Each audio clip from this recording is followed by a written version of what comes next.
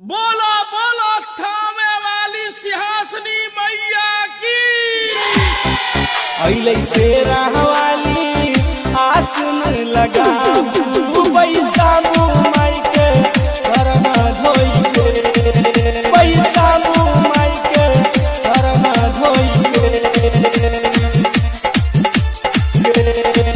अइले शेरा वाली आसन लगा पैसा माई के करना धोई के।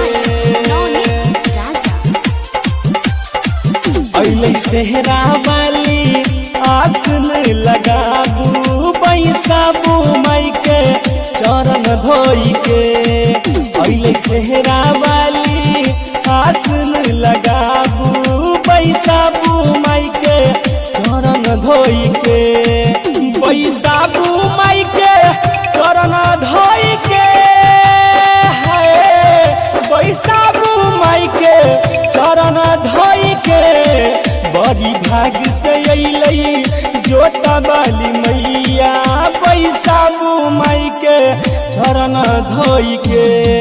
अइले शेरा वाली आसन लगाबू पैसा माई के चरण धोई के। अइले शेरा वाली आसन लगाबू पैसा माई के चरण धोई के, पैसा माई के चरण धोई के। म्यूजिक बाय नवनीत राजा। बोला बोला थामे वाली अइले सिंहासनी शेरा वाली आसन लगाबू पैसा माई के चरण धोई के।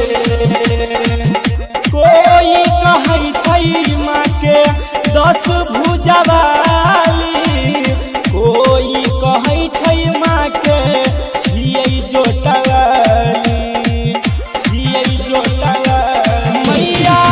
कोई कहै छै माँ के 10 भुजा वाली, कोई कहै छै माँ के छियै जोटा वाली। गाँव गाँव में है छै देवी माँ के पूजा, जग जननी आदि शक्ति वाली के बड़ी भाग से अइले शेरा वाली मैया पैसा माई के चरण धोई के। अइले शेरा वाली आसन लगाबू पैसा माई के चरण धोई के, पैसा माई के चरण धोई के।